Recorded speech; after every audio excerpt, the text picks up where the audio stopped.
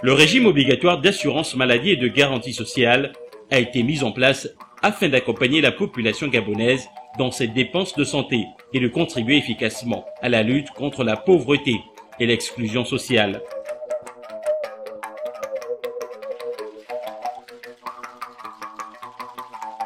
Dans ses missions, la CNAMGS doit améliorer l'accès aux soins de santé pour la quasi-totalité des couches sociales en mutualisant les ressources financières et en évitant le recours à la médecine de fortune telle que les pharmacies parterres.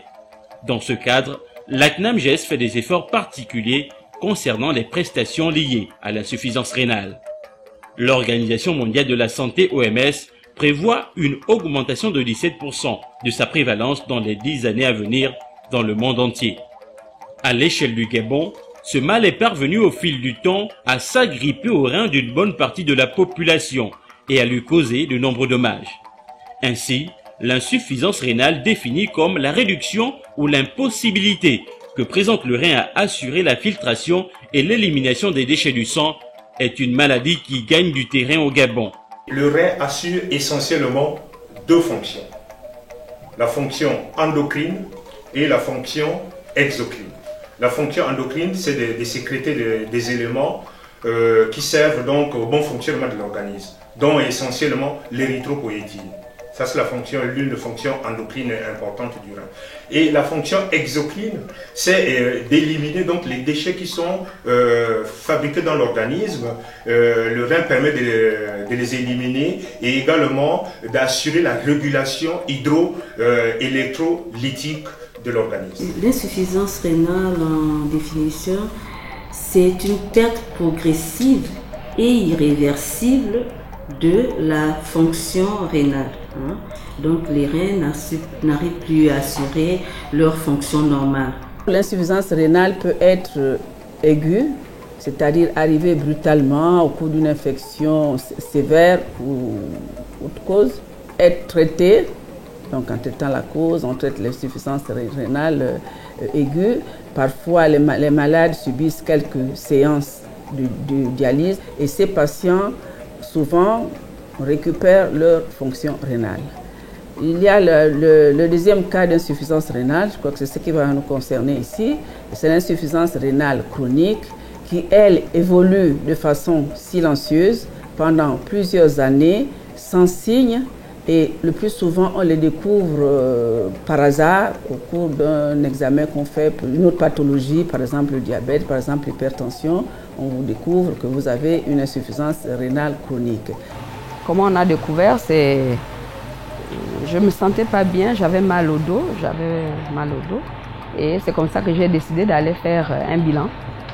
C'est au cours du bilan qu'on a découvert que j'avais une insuffisance rénale qui était déjà chronique. J'étais hyper tendu. Et à cause de l'hypertension, et puis j'ai eu un AVC. On m'a évacué ici. En allant faire des examens, ils m'ont dit non, mais vous avez un début d'insuffisance rénale.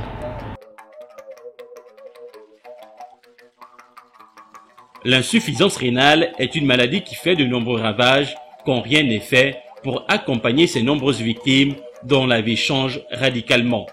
Ces dernières doivent se soumettre à un mode de vie adapté et très réglementé. Le patient qui est insuffisant rénal chronique a un traitement. Dès qu'on vous dit que le médecin vous dit que vous avez une insuffisance rénale chronique, d'abord le médecin va vous dire à quel stade se situe, parce que ça évolue en 5 stades. Et dès qu'on vous l'a dit, vous ne pouvez plus manger comme les autres. Ce qu'on m'a prescrit, je suis ça assez régulièrement, mais c'est très contraignant. Très contraignant. Le régime est très contraignant. Mais vraiment, c'est quand même difficile. On fait un bilan. Le bilan maintenant va nous révéler déjà des anomalies. Lorsqu'il a énormément de potassium, déjà, le taux de potassium donc est élevé, on va lui recommander des aliments pauvres en potassium. Lorsqu'il a un taux d'acide urique élevé, cet acide urique va se localiser au niveau des articulations du patient et créer ce qu'on appelle donc la goutte de l'insuffisance rénale chronique. Et ça fera très mal. Et on vous recommande donc de ne pas prendre trop de charcuterie parce que c'est riche en acide urique, de ne pas manger la viande de brousse parce qu'il y a énormément d'acide urique dans la viande de brousse. Donc en plus du traitement médical qu'on va lui donner, c'est-à-dire qu'on va le mettre sous traitement médical avec des comprimés. Voilà. Donc il y a le traitement diététique et le traitement médical et il y a la dialyse. Ah oui, j'ai un traitement que je suis. Je prends le calcium que le médecin m'a prescrit, tous les médicaments de sang, tous les produits qu'il a prescrits, je le suis bien. La preuve est que je suis bien. L'hémodialyse remplace la fonction que le rein ne peut plus assurer.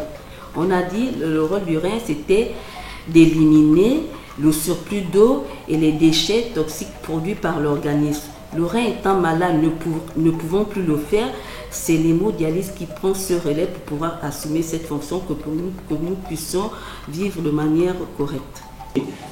Généralement 3 fois par semaine, généralement d'une durée de entre 3 et 4 heures, un jour sur deux.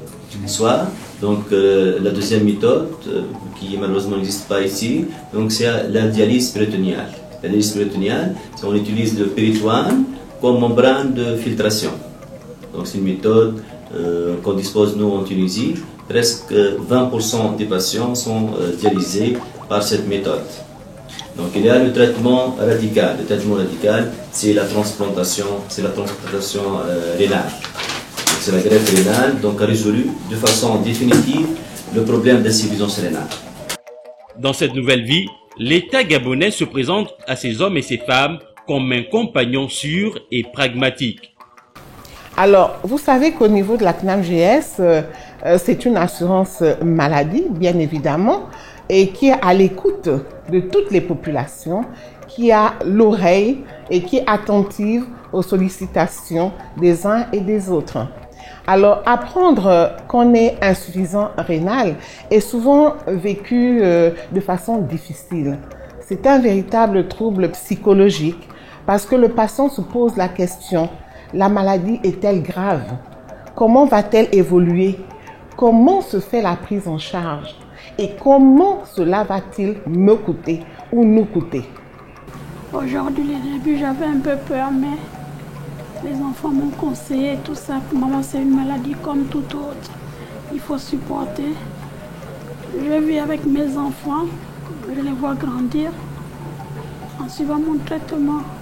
S'il arrive des moments où je ne me sens pas bien, l'une d'elles, soit elle m'accompagne, je n'ai pas, soit il manque un médicament qu'on n'a pas sur place, je viens, le docteur me fait la CNAM-GS, l'une d'elles va acheter le médicament.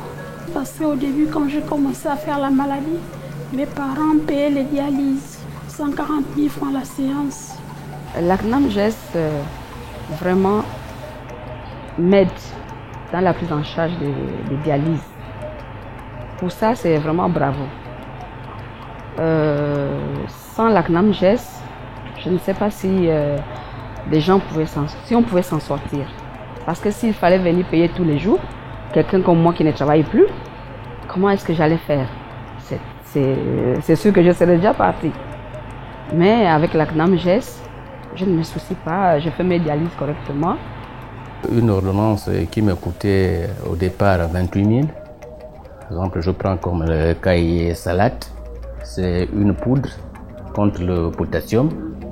Au départ, ça coûtait 28 000 et quelques, disons arrondissons à 30 000. Mais aujourd'hui, ça coûte 4 000 francs. Grâce à l'intervention de la CNAM-GS. Et cette poudre-là, vous l'utilisez combien de fois? Tous les week-ends. Le jour sans dialyse.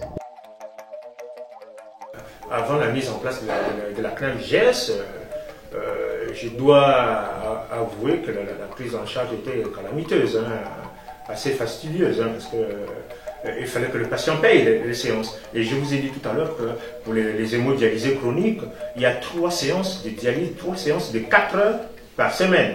Avec l'arrivée de la CNAM-GS, il y a une amélioration nette de la prise en charge des patients hémodialysés dans notre structure, donc à l'hôpital d'instruction des armées Omar Bongo Ndimba de Libreville. En plus de la prise en charge de la maladie par la CNAMGS, de nombreuses structures de traitement de cette maladie ont vu le jour. Nous avons donc contacté des structures qui font dans l'hémodialyse, que ce soit les structures publiques ou privées, et nous les avons conventionnées en fonction donc de la qualité de leur plateau technique et en fonction donc des normes éditées par le ministère de la Santé publique que nous suivons de près. C'est ainsi que nous avons 2 structures publiques conventionnées, le Centre national d'hémodialyse de Libreville, l'hôpital des instructions des armées avec son service d'hémodialyse, et dans le privé nous en avons 3. La clinique Owanga conventionnée, le centre de dialyse de Libreville du côté de Gabon-Meka et également le centre de dialyse Irumu situé non loin des Akaye. Le Centre national d'hémodialyse, comme on le dit, c'est une structure de l'État qui est ouvert, qui a initié ses activités depuis fin 2004 et a pris son envol vraiment en 2005. Il est situé au sein du centre hospitalier universitaire de Libreville. Donc c'est un centre qui prend en charge tout patient souffrant de maladies rénales et aussi prend en charge tous les patients dialysés venant de tout le Gabon. Oui, il s'agit de centre de dialyse de Libreville. Il y a 3 grandes salles. On a une grande salle où il y a 10 lits. Sa salle VIP, il y a 4 lits. Et puis il y a la salle où on dialyse ceux qui ont des problèmes infectieux, ceux qui ont l'hépatite ou bien le VIH. Le centre de dialyse et des maladies rénales Irumu existe depuis janvier 2014. La capacité d'accueil de la structure est de environ 120 patients. Dans ces structures, un accompagnement médical et psychologique est apporté aux patients. C'est quelqu'un qui apprend brutalement comme ça, qu'il est insuffisant rénal, il a peut-être déjà la tension ou le diabète, donc il doit gérer tout ça. Et en plus, on lui dit que c'est une maladie qu'on ne peut pas guérir, qu'il va avoir des séances de dialyse. Donc tout ça, on annonce ça aux malades. À une fois, c'est vrai que sur le plan psychologique, ça prend un coup. Donc il faut vraiment un suivi psychologique. Le choc, c'était de savoir que peut-être que le restant de ma vie, je vais rester à faire les dialyses.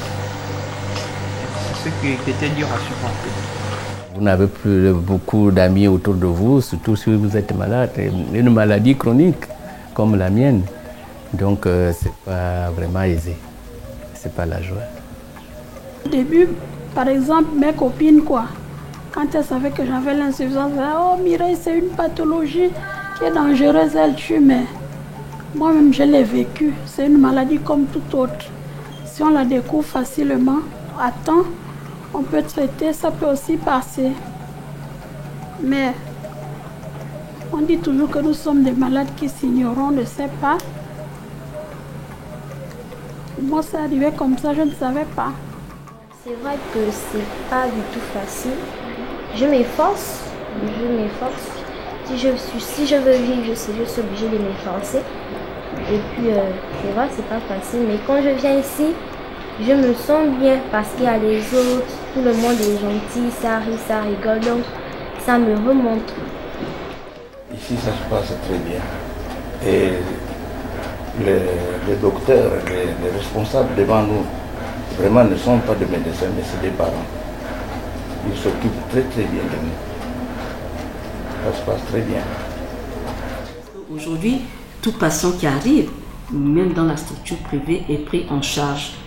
Même s'il n'a pas de prise en charge CNAMGS, des délais d'action pour pouvoir lui délivrer, surtout dans le cas de l'insuffisance rénale chronique terminale, au cas de la dialyse, est vraiment spectaculaire. Je peux dire que vraiment c'est spectaculaire parce que les délais d'attente qu'il y avait avant ne sont plus les mêmes. Tout patient est pris en charge initialement quand il arrive pour l'insuffisance rénale.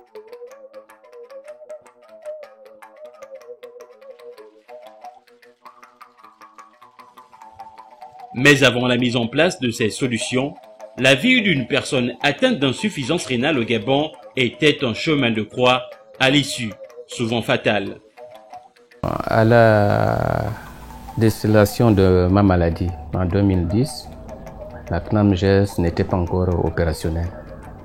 Donc mon épouse et ma famille, nous avions saigné. Nous avons saigné dans la mesure où 1 mois d'hospitalisation, à la sortie de cela, il fallait payer tout ça. Mais puisque... Ça pouvait se chiffrer à 2 millions le mois. Il fut un temps, bon nombre d'insuffisants rénaux mouraient, malheureusement, faute de prise en charge. La première séance d'hémodialyse coûtait 350 000. Les premières séances par solidarité familiale étaient souvent prises en charge par la famille, mais après la famille baissait les bras parce que ça a un coût. Heureusement qu'il y a la CNAM qui nous vient vraiment en aide parce que les médicaments sont très chers. Le traitement aussi. Le traitement est très lourd et très cher. Un Gabonais lambda ne peut pas se taper une dialyse 3 fois par semaine à raison de 600 000 francs. Aujourd'hui, tout est revu. Tout est revu à la baisse et la CNAMGES prend le 100% de nos dialyses. Parce que on ne peut pas se leurrer, même un directeur général ne peut pas supporter le coût de 3 dialyses par semaine. Par semaine, vous avez par exemple 600 000 francs. Mais par mois, vous avez combien? Même si vous êtes directeur général. Et par an, vous avez combien? Et continuellement, puisque c'est une maladie chronique. Cela veut dire que la CNAMGES est la bienvenue pour les Gabonais. Qu'après avoir non seulement conventionné ces structures, nous sommes allés jusqu'à négocier des tarifs d'hémodialyse, des séances d'hémodialyse. Au niveau du centre hospitalier de Libreville, la séance d'hémodialyse a été vraiment étudiée. Elle est à 70 000 francs CFA pour le Gabonais économiquement faible. Et ces séances peuvent passer à 120 000 pour l'agent public de l'État. Et tout ça pris en charge à 100% par la CNAMGES. Le patient ne débourse rien du tout. Dans les structures privées, la séance d'hémodialyse a été négociée à 100 000 francs pour les GEF, donc les Gabonais économiquement faibles. Et pour les autres catégories, secteur public, secteur privé, qui désirent aller dans les structures privées, la dialyse est à 140 000 francs CFA. La prise en charge de soins de santé par la CNAMGES pour ces assurés atteints d'insuffisance rénale apporte un souffle dans leur espérance de vie. Je suis en train de penser comment essayer de m'adapter à la vie, de vivre avec la maladie et trouver un bricole ou continuer à suivre les études si je peux pour pouvoir m'en sortir. Certaines personnes ont eu peur, comme quoi je devais vite mourir. Même moi-même, j'ai pris peur. Je pensais partir aussitôt. Mais bon, avec l'accueil que j'ai eu dans la CNAMGES, j'ai été prise en charge tôt. Donc ça va, je vis bien, ma famille a bien pris la chose. Les dépenses de la CNAMGES liées au traitement de patients atteints d'insuffisance rénale sont significatives et illustre l'importance que l'État gabonais porte à la santé de ses populations. À l'heure d'aujourd'hui, au premier semestre 2015, nous nous rendons compte que nous prenons en charge 141 Gabonais économiquement faibles, 55 agents publics de l'État et 56 du secteur privé, soit au total 252 patients insuffisants rénaux pris en charge par la CNAMGES. Globalement, tout s'est amélioré.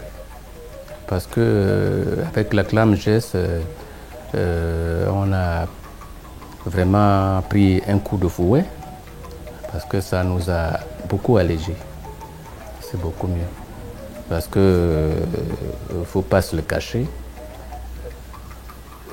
toutes les dépenses actuelles que j'effectue le machin sont peut-être diminuées de 4 fois plus et prises en charge par la CNAMGES.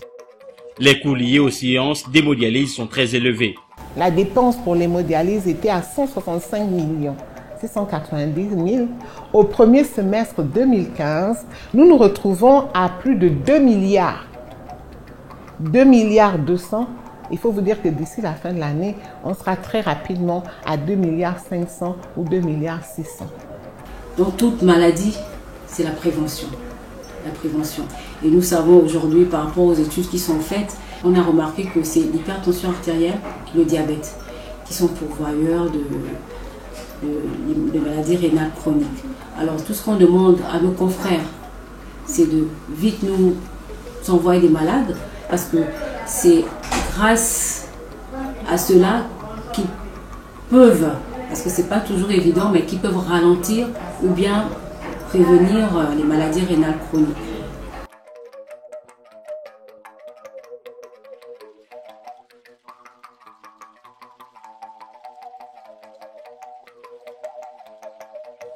L'aide financière et les solutions de prise en charge de ces patients n'est pas chose facile. La cotisation, surtout pour notre santé, n'a pas de prix. Ça n'a pas de prix parce que on ne sait pas ce que demain nous réserve. Si l'État nous demande, la structure nous demande de cotiser un certain montant, par exemple 10 000 francs par mois, ça ne coûte rien dans le salaire de quelqu'un. C'est vrai, on a plusieurs charges, mais c'est vraiment une bonne chose. Donc normalement on n'a pas besoin de gréver ou de bouder pour une assurance maladie. Parce que c'est vraiment bien pour notre santé de prévoir l'avenir. Est-ce que cette structure, si on ne cotise pas, va tenir? Parce que pour plusieurs insuffisants rénaux, si la CNAMGES tombe, ce serait grave pour nous. En collaboration avec l'ensemble des néphrologues, des structures conventionnées par la CNAMGES et dans une démarche globale de maîtrise de coûts liés au traitement de l'insuffisance rénale, la CNAMGES a accueilli du 21 au 30 janvier 2016 une mission de médecins tunisiens pour procéder à des consultations et interventions chirurgicales sur des fistules artério-veineuses pour 72 patients insuffisants rénaux assurés par la CNAMGES. Ah non, mais là pour ça je suis vraiment très content. Je disais même tout à l'heure que si on pouvait me placer ça tout de suite, là, je devais être le plus heureux. Parce que vraiment, avec mon cathéter, je suis vraiment beaucoup souffrant avec ça. Ça fait pratiquement bientôt 1 an, je vis dans les fièvres. Donc, avec la fistule, pour ceux qui ont des fistules depuis longtemps, m'ont toujours dit si j'avais la fistule, je devais être tranquille. L'évacuation d'un patient pour la pose d'une fistule coûte à la CNAMGES en moyenne 4 millions pour chaque patient. Pour réduire ces charges et donner la possibilité au plus grand nombre de bénéficier d'une fistule, la Direction générale de la CNAMGES invite l'un de ses partenaires tunisiens, TMS, pour d'une part procéder à des interventions chirurgicales et surtout favoriser les échanges avec les confrères gabonais. Je ne peux que remercier les dialogues et les dirigeants de ces pays. Les dirigeants de ces pays, je vois la structure qui nous aide, c'est-à-dire la CNAMGES. La fistule, c'est une connexion entre l'artère et la veine. Donc, on crée ça chirurgicalement, ce qu'on appelle une fistule artério-veineuse. Donc, ça permet aux patients d'être reliés à la machine de dialyse et comme ça, le sang, donc ça va permettre au sang d'être filtré. On devrait suivre un patient qui est présenté par une maladie rénale progressivement. Et puis demander déjà la fistule avant même de démarrer la dialyse. Ça s'appelle une dialyse douce en fait. C'est ce qui doit se faire. Mais nous, dans notre pratique, nous rencontrons les malades en général en catastrophe. Donc avec des chiffres de fonction rénale élevés. Et donc on est parfois amené à poser des cathéters. Et ce sont ces cathéters-là qui posent vraiment problème.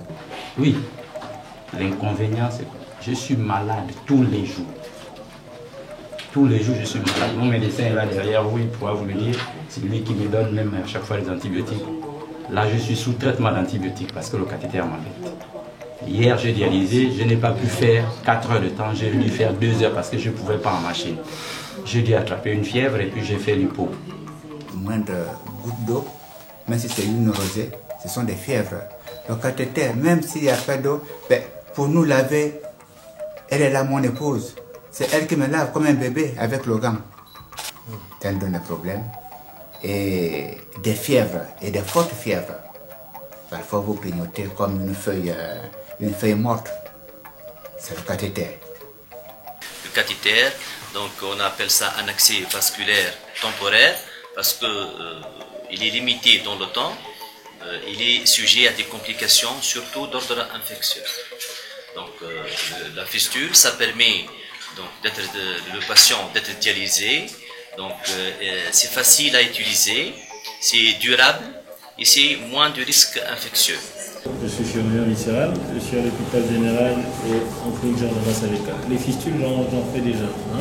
Mais il faut avouer que nos amis tunisiens ont un système qui est très bien, travaille en équipe avec le néphrologue, avec un spécialiste en imagerie qui donne déjà une indication de la position et de la profondeur, en fait une cartographie de tous les vaisseaux. Et ça facilite beaucoup le travail. Ce sont de très bonnes habitudes qui méritent d'être acquises et qui méritent qu'on puisse s'approprier en fait. Je pense que c'est une très bonne collaboration. Je suis d'ailleurs là pour ça et j'apprécie et ça nous permet de nous perfectionner sur certains gestes. Vous savez, au départ, je ne travaillais même plus, je n'enseignais plus parce que j'étais malade, j'étais appelé à mourir d'après la conscience. C'est celle-là, c'est mon épouse qui, à chaque fois que nous allions ensemble là-bas, elle me remontait le moral. Donc, même les enfants de 4 ans, le plus jeune des malades au centre national de mondialisme à 4 ans. Oui. Là, je me dis, mais de toute façon, il y a les plus vieux que moi, ceux qui ont 70 ans. Il y a les gens qui sont hautement bien placés, qui font des dialyses. Alors, quand vous faites régulièrement vos dialyses, vous passez vraiment au centre de dialyse et que vous achetez les médicaments complémentaires, maintenant qui complètent la dialyse, je vous dis que, moi je le dis, au nom de Jésus, je vais retrouver mon rein. Il y en a qui retrouvent leur rein. J'ai vu de mes propres yeux, il y en a qui ont retrouvé leur rein depuis que je suis là-bas.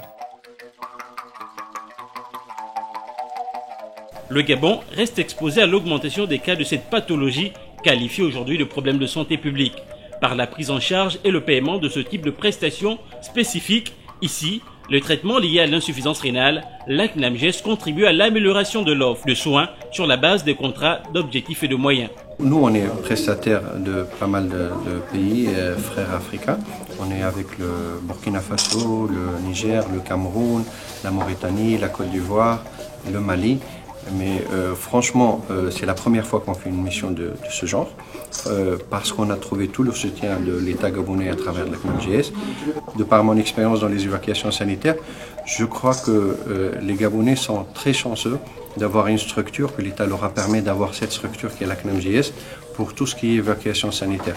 Parce que les autres pays n'évacuent même pas du tout pour les fistules, pour la création du fistule. Celui qui n'a pas les moyens pour venir en Tunisie ou pour avoir sa fistule chez lui, ou sa fistule est très compliquée, il ne peut pas être évacué et il sera obligé de puiser son capital venant sur place. Alors que l'État gabonais, à travers toujours la CNAMGES, offre cette chance à des patients très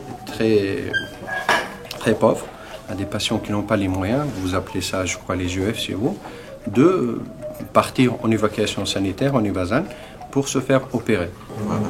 Vraiment, je remercie beaucoup la CNAM, parce que la CNAM, en un moment, sauvé la vie. Sans la CNAM, même si j'avais 1 milliard, je devais toujours mourir. C'est vrai, hein, nous tous on va mourir un jour. Mais pour l'instant, je suis encore là, à cause de la CNAM.